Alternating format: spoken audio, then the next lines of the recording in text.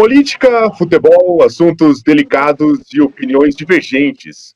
Todos os dias nos deparamos com muitos temas nas redes sociais e com uma enxurrada de ofensas entre usuários delas.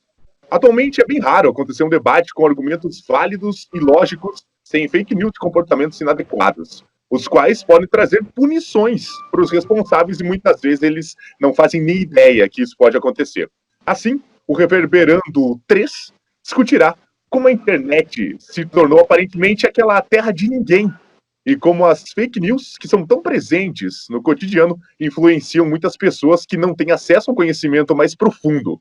E para o programa de hoje, além de mim, Matheus Guima, também terá a presença do Lincoln Busato e do Thiago Denardi.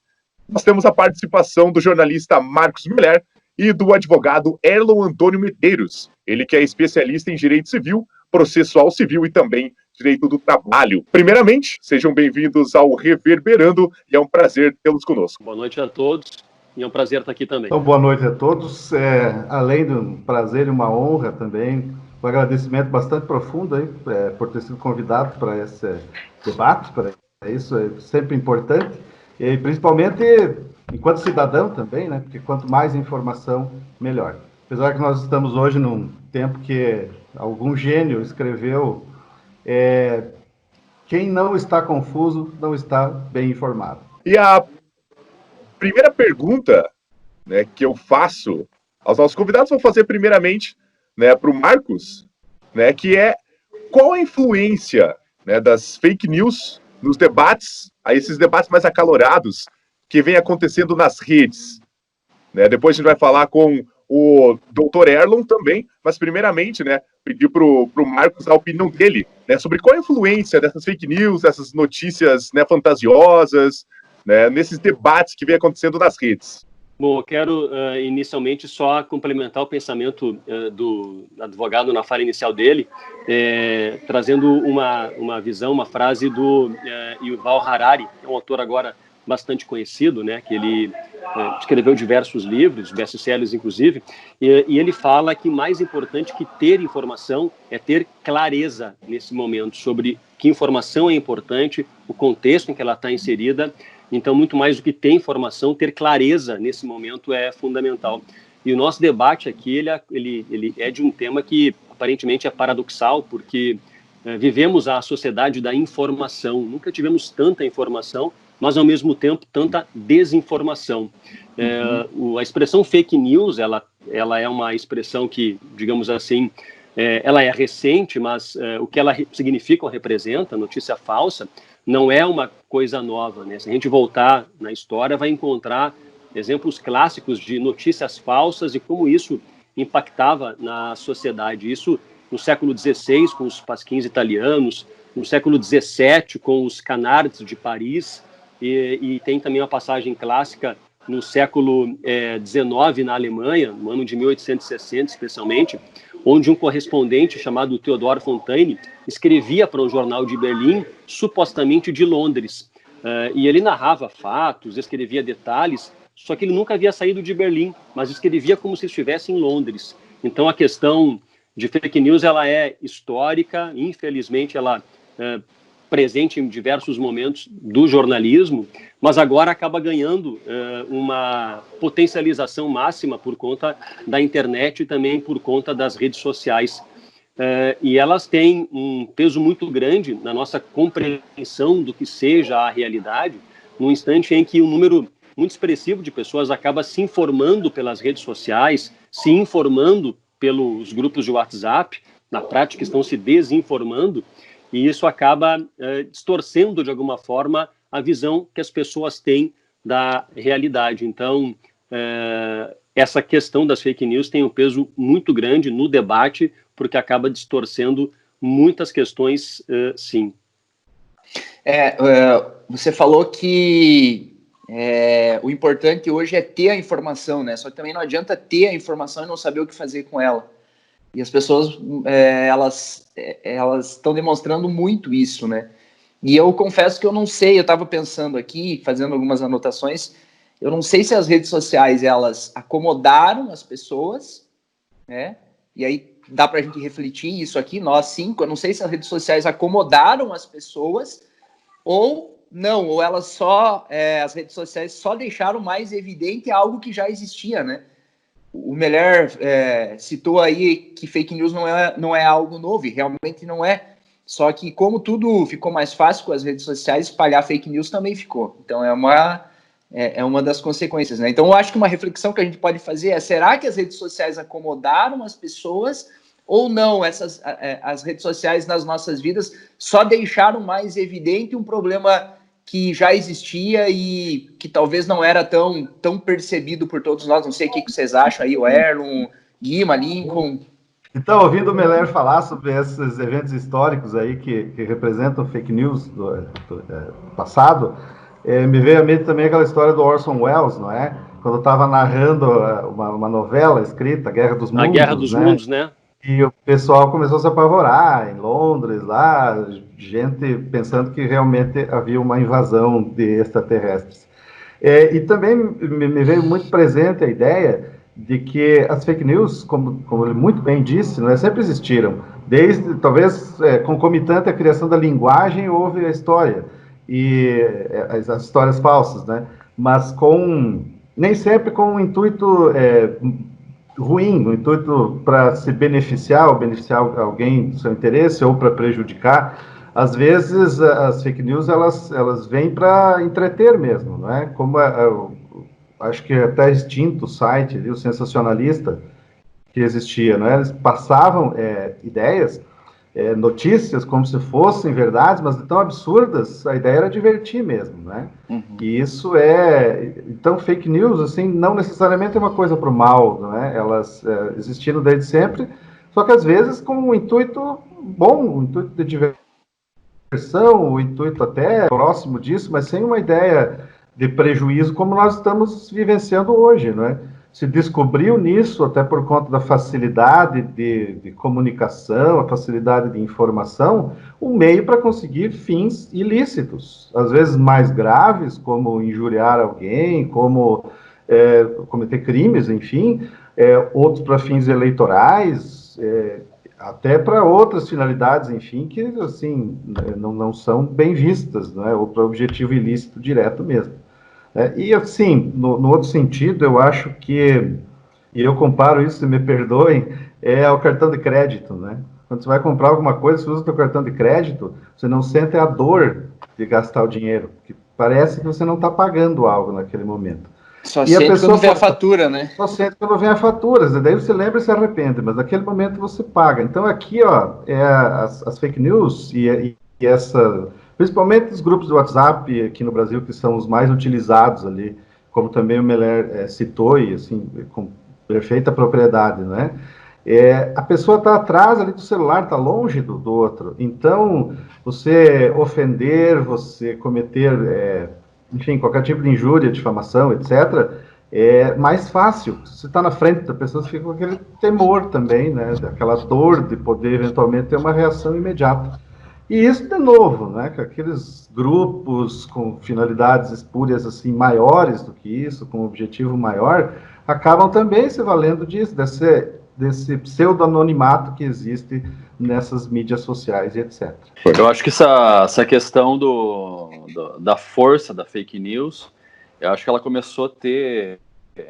É recente, né? Você vê que a partir do momento que os veículos e os meios de comunicação que têm uma certa credibilidade junto da comunidade, né, de um meio, de um país também, eles começam a ter uma fake news como uma verdade, entra-se nessa questão da propagação da mentira, né? Da propagação de algo que posteriormente, atrelado à nossa justiça infelizmente lenta, né? A gente tem essa impunidade se estendendo aí por um tempo, né? E isso aí acaba fortalecendo mais essas pessoas que têm uma má intenção, né? Mal intencionados, utilizando desse apavoramento do povo, usando o exemplo de novo lá de antigamente do Orson Welles, que as pessoas estavam quase se matando ali diante de uma invasão e nós aqui, eu vejo no rádio, nós temos esse imediatismo tão rápido que uma fake news lançada de manhã ou um comentário lançado de manhã que apure-se a fonte, ou até você ver isso aí, no final da tarde já tem como infelizmente, uma verdade, né? Eu quero fazer um comentário ainda agora, não sei se mais alguém vai comentar, mas me parece que esse debate todo em relação a fake news, ou a aceitação das fake news, ou a disseminação das fake news, me parece que é muito importante trazer para o nosso debate também aqui o conceito de pós-verdade, que é uma expressão relativamente nova, né? Que o conceito básico é o seguinte: a verdade passa a ser aquilo que eu acredito ser. E o conceito de verdade ele está muito mais ligado a valores subjetivos e crenças pessoais do que propriamente fatos objetivos e científicos. Se eu acredito, logo é verdade. E a partir desse conceito, as pessoas elas começam a acreditar naquilo que elas querem acreditar. E aí, quando vem uma informação que reforça o pensamento, o ponto de vista dessa pessoa, ela acaba compartilhando, ela acaba passando para frente, crente que aquilo é verdade. E isso também, o professor Rafael Hoff, que é doutor em comunicação, fala muito do conceito de viés de confirmação. É isso que acontece, nós temos uma tendência natural de aceitar aquilo que nos agrada, ou nós costumamos aceitar como verdade aquilo que reforça o nosso pensamento. E o contrário é verdadeiro. Nós refutamos ou entendemos que é mentira aquilo que não vai de acordo com o nosso pensamento. E aí, nesse campo, nesse contexto, as fake news acabam prosperando, acabam vicejando. Eu acredito, eu penso dessa forma, vem uma informação que reforça o meu pensamento, pronto, eu acredito e passo adiante. Não importa se o fato objetivo, se o fato científico aponta um outro caminho. Se vai de acordo com a minha crença pessoal, eu acredito e compartilho. Então, nesse contexto, me parece que as fake news acabam prosperando muito. E aí, rede social, a coisa é potencializada ao extremo. Me parece que esse conceito é importante trazer para o debate, o de pós-verdade e esse viés de confirmação. Mesmo diante da questão do momento delicado que estamos vivendo, né? Na questão de coronavírus e política, né? Parece que isso aí está tendo mais força ainda, né? Eu concordo plenamente com isso que o Lincoln acabou de falar. A gente está vivendo um momento muito delicado, não só pelo coronavírus, mas especialmente pela polarização política. E essa polarização inflamou tudo, né? Inclusive inflamou a capacidade da fake news gerar uma pós-verdade. Hoje é assim, ou você é Bolsonaro ou você é contra Bolsonaro, ou você é contra o PT ou você é a favor do PT. E essa polarização começou a inflamar e a interferir em tudo, e de repente a política está ali interferindo na tua posição, no que você absorve, no que você compra como verdade.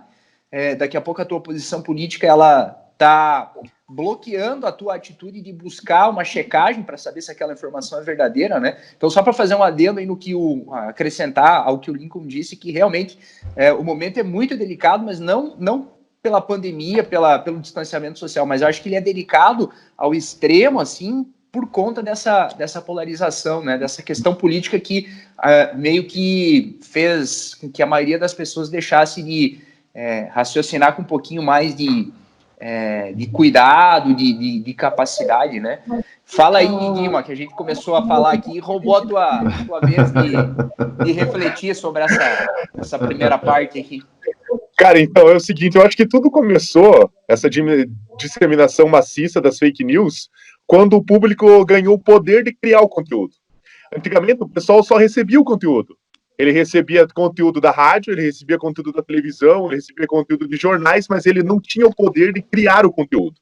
Quando ele começou a ter o poder, quando as redes sociais, as mídias vieram e trouxeram, agora eu posso criar o conteúdo, agora eu posso trazer o que eu acho que é verdade. E aí já entra na fala do Marcos, do Erlon também, né, que isso contribuiu, o Lincoln também citou, isso contribuiu muito para que o pessoal se achasse que era o dono da verdade, até hoje isso existe, né, e aí começasse a disseminar muitas fake news, né, começasse também a ter um posicionamento mais agressivo na internet.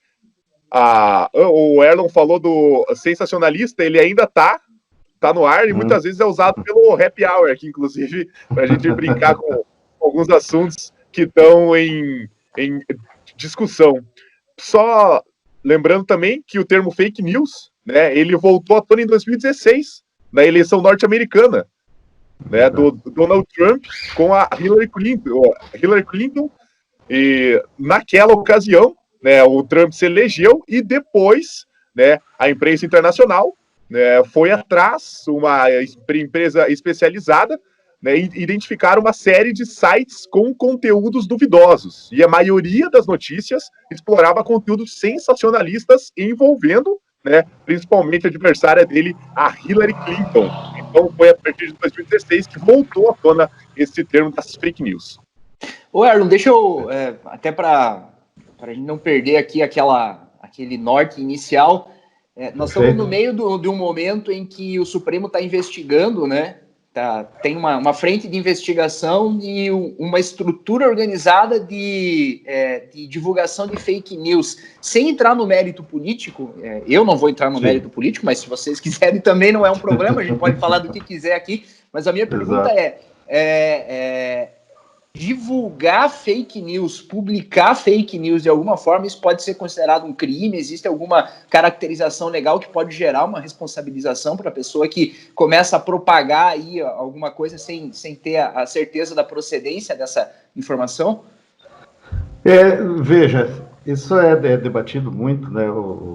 O STF lá com esse inquérito que é assim, muito discutido e assim, até certo ponto execrado, principalmente nos meios jurídicos, justamente porque você tem aí uma identidade entre vítima, o delegado, né, que vai apurar os fatos, o juiz. Então, quer dizer, isso constitucionalmente deve ser separado, né? Quer dizer, uma pessoa é a vítima, essa vítima evidentemente não pode investigar e muito menos julgar o próprio crime que ela está dizendo que sofreu. Então, esse inquérito ali perante o STF sobre as fake news é extremamente criticado, né? Outra coisa que está muito agora, não no STF, mas no Congresso Nacional, né, é aquele projeto de lei 2630, agora desse ano de 2020, do nosso deputado Alessandro Vieira, né, que é do Cidadania lá de Sergipe.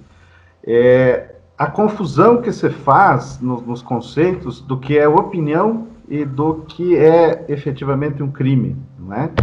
Que, às vezes, expressar a opinião, né, pode, sim, levar a um conteúdo injurioso, normalmente, onde você ofende pessoas.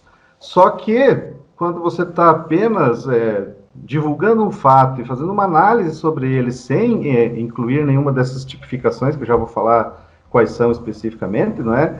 Isso não pode ser coibido. Quer dizer, a censura não pode ser confundida com a ideia de se proibir crimes, então. Certo? O que é crime, então tem que ser punido, tem que ser, enfim, apurado de maneira correta, não é? Com todas as defesas possíveis e tal, e ser punido. E o que é uma opinião tem que ser, então, respeitada, pelo menos. Você não precisa concordar, mas sim respeitar, né? Ouvindo agora, assim, há poucos instantes mesmo, eu estava aqui num grupo do WhatsApp, onde uma pessoa compartilhou algo, e uma outra logo em seguida falou, vamos dizer que isso é fake news também? E eu escrevi, até por estar, né, pensando já nas fake news, falei, não é uma fake news, mas é uma opinião. Então, você não pode acreditar isso como verdade ou como uma pós-verdade, como bem lembrou o Meller, né? Meller, desculpe. Então, a opinião é opinião. Agora, quando você ultrapassa esse ponto onde a sua opinião só está apenas narrando um fato e analisando sobre ele, você acaba cometendo algum desses crimes que eu vou comentar, aí sim, certo? Isso tem que ser, evidentemente, coibido. Então, basicamente, né, nós temos 3 crimes, assim, tipificados no Código Penal, que estão inseridos aí nessa realidade de fake news, né, que por ordem de gravidade, né, a calúnia, que é aquela prevista no artigo 138 do Código Penal, quando você imputa falsamente a alguém o cometimento de um crime. Quer dizer, você acusa a pessoa e narra os fatos como se essa pessoa tivesse cometido um crime tipificado em lei. Certo? Por exemplo, o servidor público lá se locupletou indevidamente, ele pegou dinheiro da empreiteira tal, etc., assim por diante. Daí, esse é o mais grave, não é, que você está imputando, veja, falsamente a alguém o cometimento de um crime. a pena pode chegar até 2 anos de detenção, com possibilidades de aumento que eu já vou comentar. Depois nós temos a difamação. A difamação é você atacar a honra da pessoa com o que as pessoas, a sociedade, enfim, vê, e divulgando isso, certo? Espalhando essa ideia, que pode, inclusive, ser verdadeira, certo? Você pode até estar narrando um fato verdadeiro em relação àquela pessoa, mas você não tem que fazer isso, certo? Você está disseminando com a ideia da lei, é um objetivo de denegrir a imagem que as pessoas têm sobre esta pessoa. Esse é o 139 do Código Penal. E depois, na sequência, o artigo 140 do Código Penal, ele prevê o crime de injúria. E o crime de injúria é, talvez, aquele que mais se enquadra nas fake news, que é a ideia de você humilhar alguém, você xingar, insultar. Você não está imputando contra ela um crime, mas está atacando a honra subjetiva, quer dizer, o que ela pensa de si própria. Né? E aí nós encontramos aqueles crimes de injúria racial, certo? De injúria contra a liberdade sexual da pessoa, contra a religião da pessoa. Então, esses são basicamente os crimes, certo? Que podem incidir quem está praticando fake news. O mais grave é a calúnia, depois a difamação, por último a injúria. Todos esses 3 crimes aí, certo? Eles têm uma pena, o primeiro lá, a calúnia mais grave, até 2 anos, 6 meses a 2 anos de detenção. O outro é de 3 meses a 1 ano, e a injúria daí é, como disse, um menor potencial ofensivo, então é 1 a 6 meses de detenção, certo? Mas todos esses crimes, quando eles são dirigidos contra presidente da República, contra servidor público no exercício das suas funções, ou contra pessoa idosa, ou ainda, e aí se enquadra muito bem as fake news, não é? Quando eles são disseminados de maneira fácil, assim, quando eles atingem um grande número de pessoas, que daí entra Telegram, WhatsApp, Facebook, principalmente essas 3, né? Instagram nem tanto, mas assim... então, esses são os crimes mesmo, que a pessoa pode, então, sofrer um inquérito policial, ela pode, inclusive, ir para a cadeia. Né? Lógico, é uma coisa difícil, mas nas reincidências há uma possibilidade, inclusive, da pessoa ser encarcerada em relação a esse tipo de crime, certo? Essa dificuldade não é encontrada, por exemplo, quando o crime é de injúria racial, certo? Isso, como a gente já tem bastante conhecimento, enfim, não é? Ela ofende princípios maiores, né? Essa humilhação se dirige não só para aquela pessoa, se dirige para toda uma raça, se coloca uma qualidade superior, diz que ela é inferior por conta da cor da sua pele ou por conta da sua religião. Então, a ofensa contra a sociedade, nesse sentido, é muito grande. Então, a pena também é bem maior, bem mais grave, né? Que é a pena de reclusão, daí, de 1 a 3 anos, perdão, de 1 a 3 anos, para o caso de injúria racial, podendo ser aumentado, inclusive, nesses pontos aí que eu comentei, certo? Então, em matéria de crime, é isso. Essa seria a parte, vamos dizer, que a sociedade mais repudia, tá? Que é aquela ofensa que você comete ao indivíduo, sim, mas ela ultrapassa em muito o indivíduo. Ela ofende muito mais a sociedade até do que o indivíduo. Então, nesse ponto, a gente nem comenta ainda, depois a gente pode até falar sobre isso também, para não me esticar demais, as ideias de reparação civil, não é? Que é você sair aí dessa esfera de crime e partir para uma esfera de ato ilícito, onde, então, serão permitidas as indenizações para dano moral, por exemplo, entre outros que podem ocorrer nesse caso. Basicamente, são essas questões. Só que a gente vê que tem um detalhe, né, uma linha bem tênue ali, que é a questão da opinião e da parte da fake news, né, da mentira.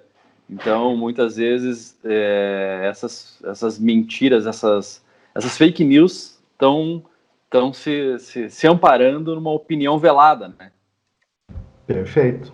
A defesa, na verdade, contra a fake news que ofende, né, tanto a honra objetiva quanto subjetiva, nesses 3 crimes que eu mencionei, é justamente essa, mas é a minha opinião. Ótimo, a tua opinião, ela vai até onde começa o direito do outro. Se a tua opinião chega a ofender a outra pessoa, ou acusá-la de crime, ou divulgar situações que vão levar a sociedade a vê-la de forma diferente, a atacar, enfim, a sua honra, a sua boa fama, a sua autoestima. Então, isso já não é mais opinião, certo? Isso já extrapola o campo dos fatos para incidir, então, nesses crimes aí previstos no Código Penal, né? Pois bem, né? A fake news, ela é uma das mais variadas vezes, né? É uma notícia falsa, porém ela é cercada de informações verdadeiras, né? Isso que contribui para que a fake news seja disseminada, né, com tanta rapidez assim pelas pessoas.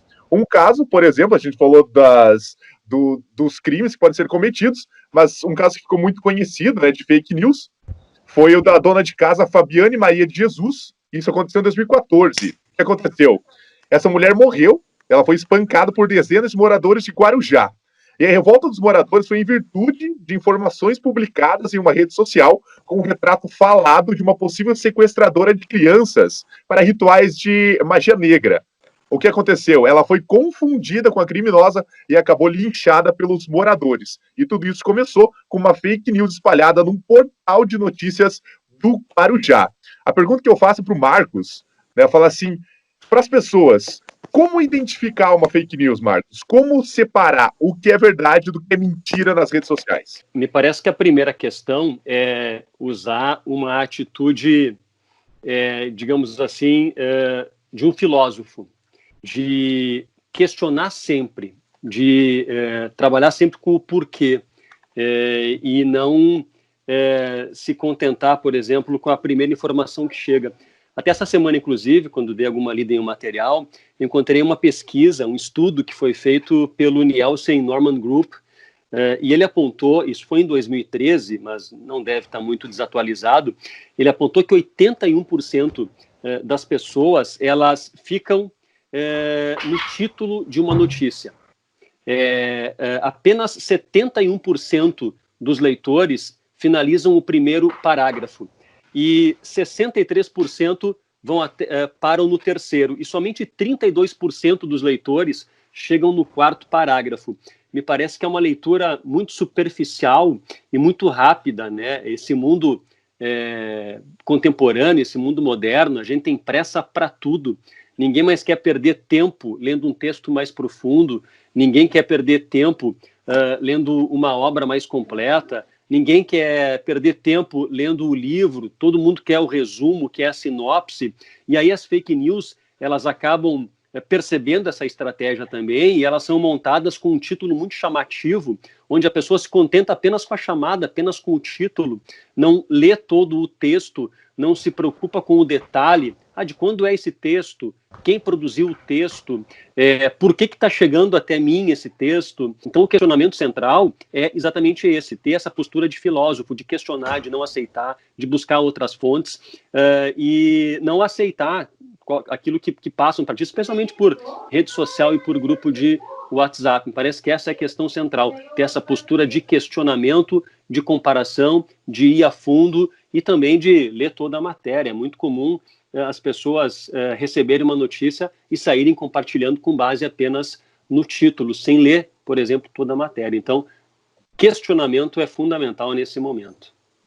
Outro ponto que eu quero, e outro caso, para daí deixar todo mundo compartilhar sua opinião, eu acho que todo mundo presenciou, né, foi por conta dos boatos com as vacinas. Né, alguns anos atrás o pessoal saiu falando muito que as vacinas é que transmitiam as doenças, e não era para o pessoal tomar vacina nenhuma, porque eles iam ficar doentes e tudo mais. Acredito que todo mundo, né, presenciou alguém falando disso ou chegou até um de vocês, né, esse assunto de que as vacinas seriam responsáveis por disseminar as doenças, né, pelo Brasil afora. Eu me lembro desse caso, sim. Me lembro também, você citou agora há pouco aquela dona de casa, né, que foi linchada lá em 2014. Isso, exatamente. Por conta da ocorrência disso é que houve, então, aquela regulação, né, chamada Marco Civil da Internet, que é de 1965, né? Quer dizer, já vinha tramitando, mas apressou, não é? Essa questão das vacinas eu me lembro bem também, sabe? E as pessoas acreditam realmente. Até hoje, né, doutor? Até hoje o pessoal fala sobre isso aí.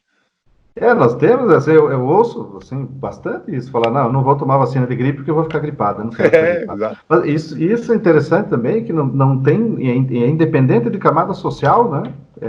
Pessoas, assim, que às vezes têm deveriam ter pelo menos uma cultura maior, tal, porque tem meios para isso, e acabam repetindo isso. E eu acho, de novo, que entra muito na ideia dessa síndrome até de pós-verdade, né? Que você acredita no que você quer acreditar. Talvez isso você traz tantas presunções, né? E vê algo bonito, inclusive até circulou aí algo no WhatsApp que falava, né? Mas isso é fake news. Mas como que é fake news? Você diz exatamente o que eu estou pensando. Pô, mas ou é verdade ou não é, não é? Isso aí vira até tema para meme, né? Se tá na internet, criatividade do povo brasileiro. É porque é verdade, né? Se eu acredito, é porque é verdade. É isso aí mesmo. Eu ia comentar a questão do caos, né? O caos que a gente percebeu recentemente, né? Durante a pandemia, que as pessoas passavam, né? Que o exemplo, né? A cloroquina no início, né? A cloroquina é eficiente, então esgotou-se a cloroquina. O papel higiênico vai acabar, então virou artigo assim de luxo. Antes disso, o álcool gel. O álcool gel Primeiro é um absurdo, né? Então isso aí a gente vê que é isso que até o Erlon comentou. A questão cultural às vezes não reflete a questão econômica da pessoa, financeiramente falando. Às vezes, ou percebemos isso, que pessoas que têm uma postura, até ocupam um cargo assim na sociedade teoricamente de influenciador, nós temos um respeito por aquela pessoa. A gente viu que isso aí hoje não tem um parâmetro que diga que aquilo, enfim, pessoas ricas e burras. Na verdade, hoje em dia para ser rico você não precisa ser inteligente, né? Assim como tá cheio de gente por aí inteligente que tá longe de ser uma pessoa financeiramente falando rica, né? Então, exato. Faz tempo que essa relação ela deixou de existir, né? Em cima do que você está falando aí, Lincoln, eu acho que o grande problema de tudo é a educação. Tudo isso reflete o nível de despreparo das pessoas. Nós temos uma educação que é muito fraca, muito frágil, muito debilitada, e a pessoa ela é exposta desde cedo a essa educação que não prepara para praticamente quase nada. E se você, por alguma razão, não desperta o interesse de se qualificar, enfim, de tentar realmente traçar um caminho diferente, você vai trazer isso contigo para a vida inteira. Então, eu acho que mais do que cultural, mais do que social, mais do que econômico, esse problema, para mim, é educacional. Eu acho que nós temos pessoas que pensam um pouco, questionam um pouco, avaliam, analisam um pouco e tomam posições rápido demais, né? E aí o resultado... Bom, o resultado está nas redes sociais. Vai de encontro ao que o Meller falou, né? A falta de tempo, às vezes, promove esse tipo de ação, né?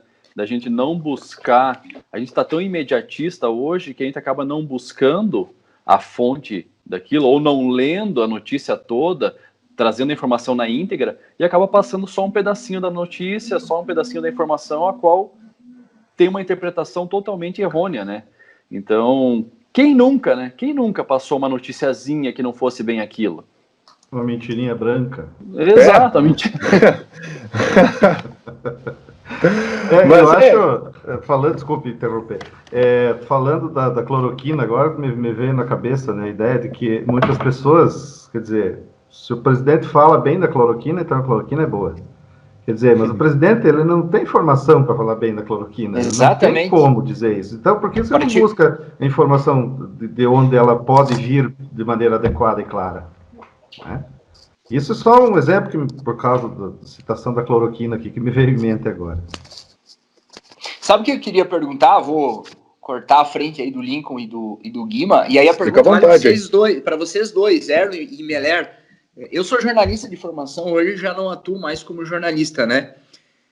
Eu queria saber de vocês, assim, ó, para o Meller a pergunta é, como que um jornalista que se preocupa em levar uma informação com procedência para o seu público, ele olha hoje para as redes sociais vendo um monte de coisa falsa. E aí, Erlon, para ti a pergunta é, como é que um advogado olha para as redes sociais hoje, entra nas redes sociais vendo ali um festival de calúnia, de difamação, de injúria, também de notícia que não tem procedência alguma. Eu queria saber de vocês, olhando para os ramos de atuação de vocês enquanto profissionais, como é que vocês olham hoje? O que vocês pensam quando vocês precisam usar a rede social, seja para entretenimento ou até mesmo para as atividades de vocês no dia a dia? Bom, o que eu posso dizer é o seguinte, que me parece que esse momento, embora haja um certo questionamento e uma certa crítica aos veículos de comunicação tradicionais, me parece que esse é o momento de afirmação do bom jornalismo. Alguém comentou no começo, eu concordo muito com essa afirmação, de que estamos vivendo um período de quebra do monopólio da comunicação. Durante muito tempo, o poder de comunicar ele esteve centralizado nas mãos de poucos veículos de comunicação de massa.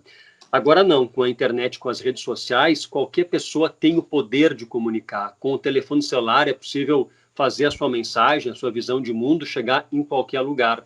E isso é muito bom no sentido ou na medida em que as pessoas elas têm o poder de se comunicar, de levar o seu pensamento e tudo mais, mas isso não é jornalismo.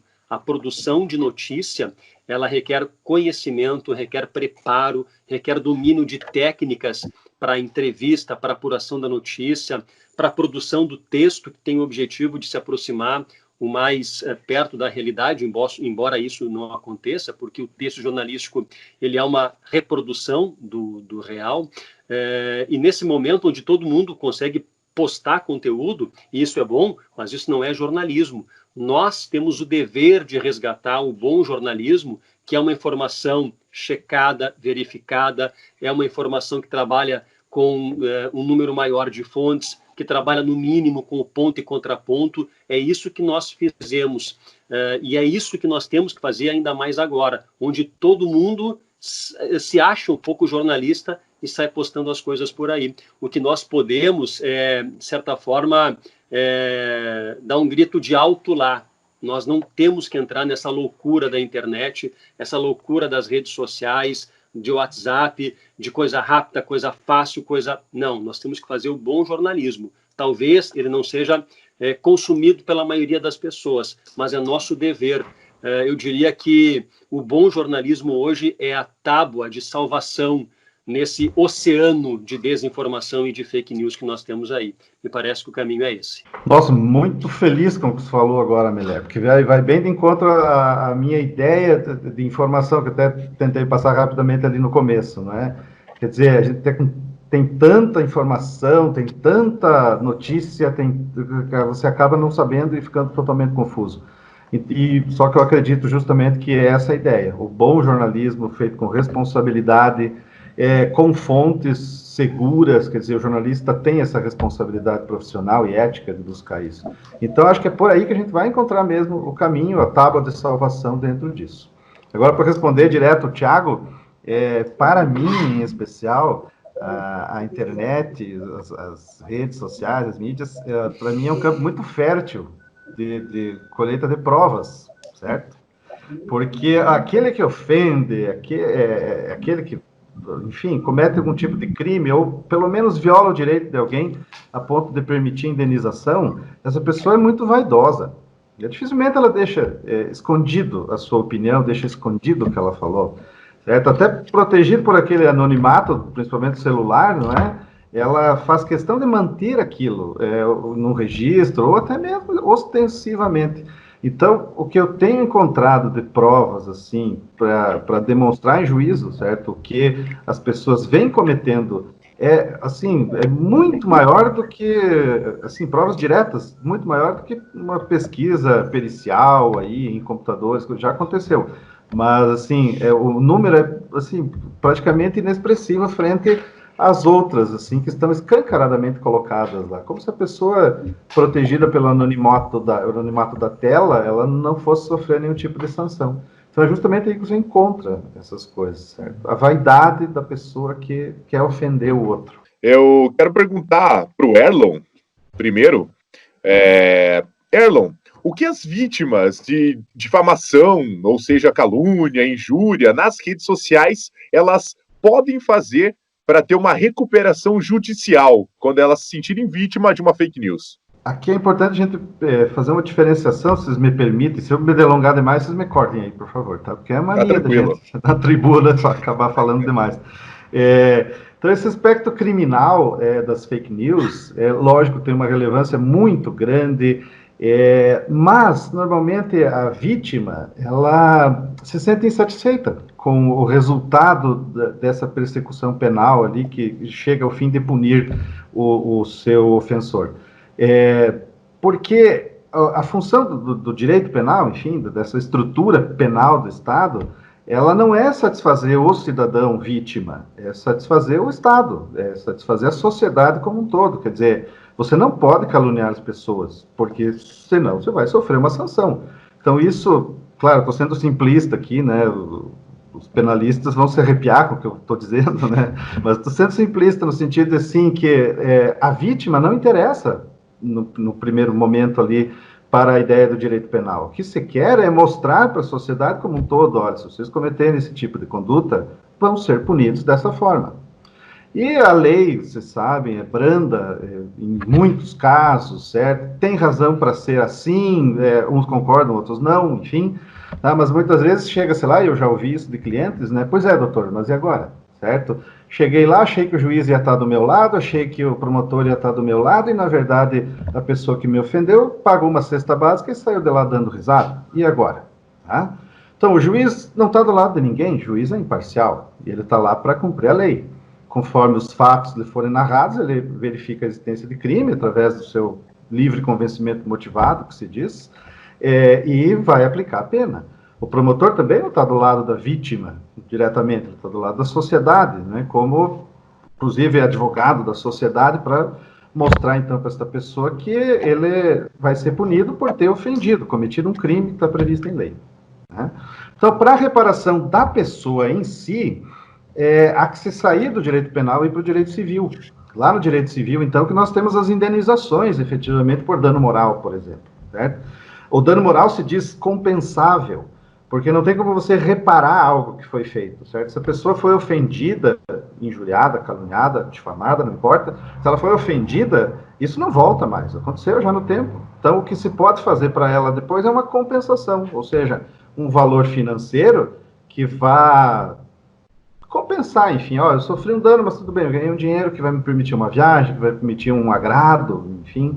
E essa função da ideia compensatória da indenização pelo dano moral. Então, isso você vai buscar em outro lugar, através de um advogado próprio, né? O advogado para chamar de seu, que vai ajuizar uma ação lá, especificamente para a vítima, né? Para que ela seja, então, compensada por isso que ela sofreu lá. E como que se faz isso? O primeiro passo, então, ao detectar esse tipo de ofensa, certo? Dessa fake news que ofende, que leva ao mal, tentar buscar de todas as formas comprová-la. Quer dizer, copiar a URL lá do site onde ela foi feita, tirar prints de conversas, de Telegram, de WhatsApp ou de Facebook, etc. Enfim, tirar os prints e, ao mesmo tempo, fazer uma ata notarial. Isso é muito importante, porque às vezes o print, quer dizer, às vezes não, normalmente o print não está identificando nada, só está identificando algo que possivelmente possa ser uma conversa, mas que vem do celular da pessoa, então ela pode ter combinado com alguém, enfim, várias possibilidades. Se você faz uma ata notarial, você vai até o tabelionato de notas, né, que é lá onde você reconhece assinaturas, onde se autentica documentos, onde se faz contratos de compra e venda e tal, de imóvel. Então, você vai lá e faz uma ata onde o tabelião, então, que tem fé pública, ele vai narrar o que ele está vendo no teu celular. Então, ele vai narrar qual é o número do celular que produziu aquela mensagem para você, que te ofendeu, etc., né, em uma vez ou em várias. Depois, esse número, isso aí vai tudo constar, então, de uma declaração pública, né, de um documento público que você vai levar em juízo, tanto para a esfera penal quanto para a esfera civil. Mas nesse documento público, o tabelião vai descrever, então, qual foi o telefone que fez aquela mensagem. E depois, por meio das operadoras de telefonia, você consegue identificar quem é o titular daquele telefone. Aí você está totalmente garantido. Certo? Então, o print ajuda muito, mas a ata notarial é que é o documento mais interessante para você comprovar, então, esse tipo de ataque. Para a ideia penal, então, com essa ressalva que eu falei agora há pouco, né, que não vai te dar uma indenização, mas vai punir a pessoa que cometeu isso, você deve ir, então, na delegacia fazer um termo circunstanciado. Esse termo circunstanciado, ele vai ser enviado lá para o Juizado Especial Criminal da comarca, você vai ter, a partir do conhecimento do fato, 6 meses para fazer, então, o queixa-crime ou fazer uma representação, certo? São diferenças pequenas, né? O queixa-crime se faz direto e a representação se pede para o promotor que faça no teu lugar. Na verdade, nesse passo aí, é sempre importante ter um advogado do lado para te orientar, né? Quais são as formas, quais são as hipóteses, para cuidar desse prazo, porque ele é muito importante, se passou dos 6 meses, você perdeu totalmente. E daí da esfera civil, daí sim, é diretamente com o advogado que vai ajuizar a demanda, independente aqui da persecução criminal, né, de se verificar se houve ou não crime, isso pode constituir uma ofensa passível de indenização também. Então, as duas coisas podem andar juntas, certo? Ou se aguardar penal para ter uma força maior, mas as duas coisas podem andar juntas. Então, o advogado civil vai entrar direto com uma ação, assim, nesse sentido, para reclamar a indenização por danos morais. O básico é você comprovar de todas as formas possíveis que aquele dano ocorreu. Se for através das redes sociais, assim como eu falei, se for de outra forma, com testemunhas, com filmagem, declarações, quer dizer, não basta você simplesmente alegar. Isso aí é uma máxima, assim, do direito, né, bem conhecida. Né? Você tem que provar, e quanto mais provar por documentos, melhor. A gente percebe que nos nossos meios, né, eu digo jornalístico, direito, na parte de comunicação, publicidade, enfim, antes até o Meller estava falando das grandes redes, me veio a ideia de um tempo atrás, falava-se muito da imprensa marrom também, e a gente vê que não só na parte jornalística, ou enfim, o direito também tem aquele...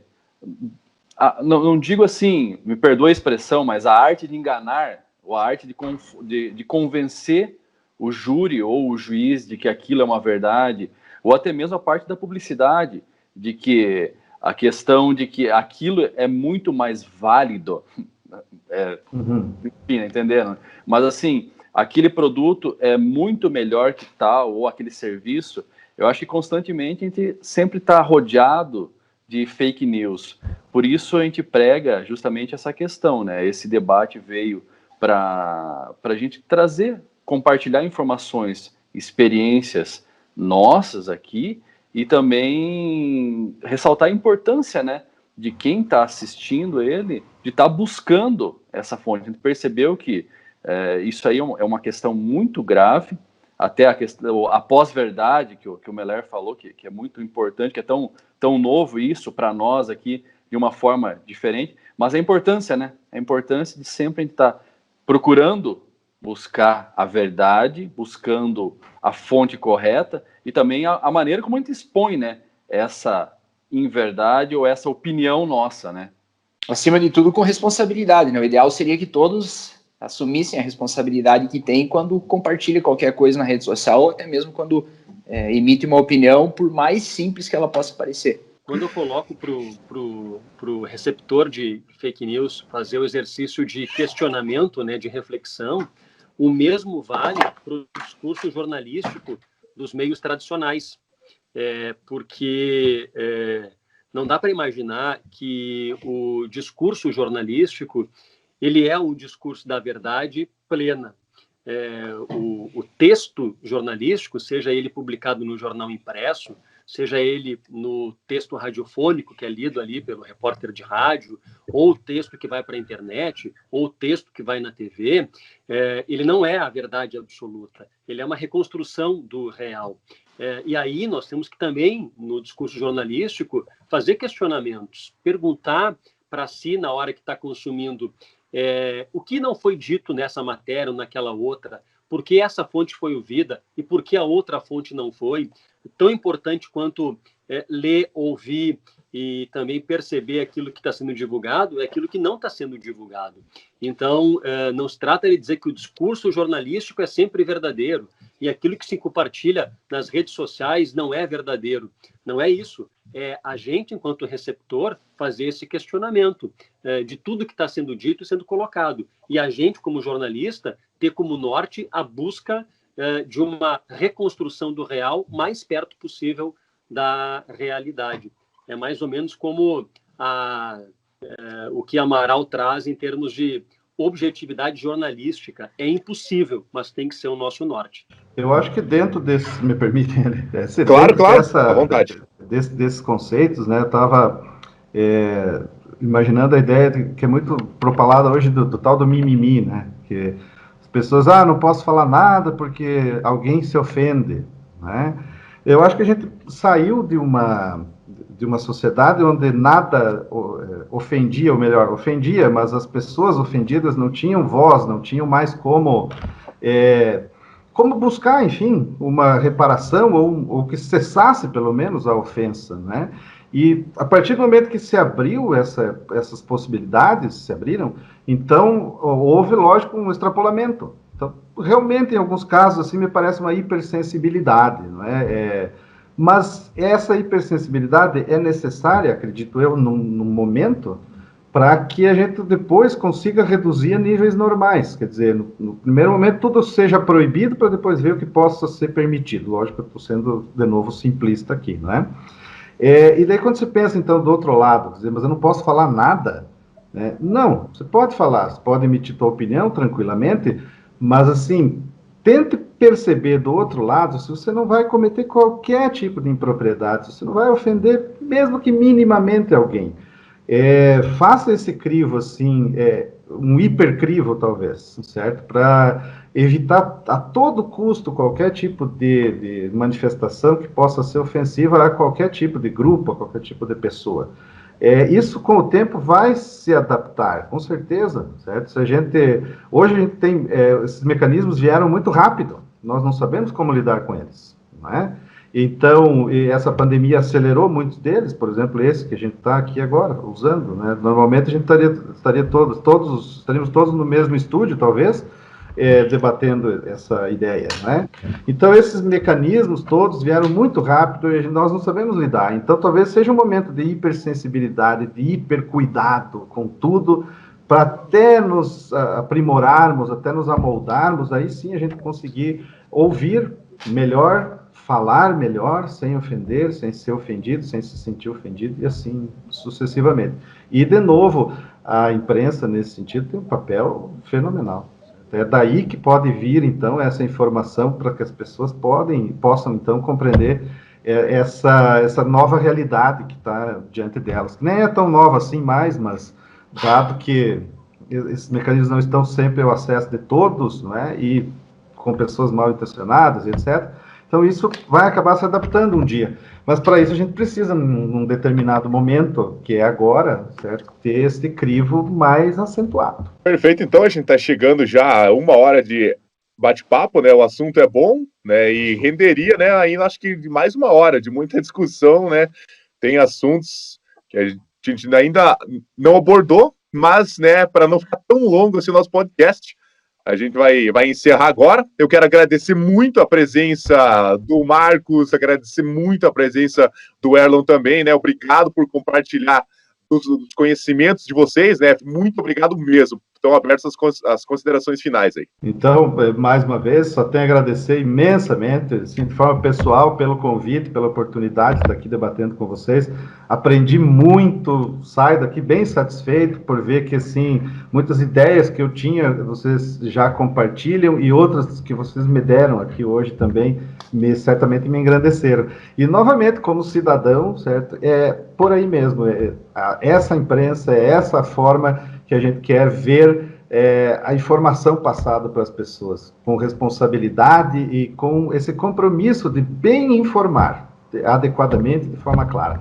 Gente, muito obrigado mesmo, sempre à disposição. Grande abraço. Beleza, eu também agradeço pela participação, pela oportunidade de aprender um pouco mais e parabéns pela iniciativa de vocês aí com esse podcast está falando sobre vários assuntos e sempre é bom colocar a comunicação também em discussão. Obrigado mais uma vez.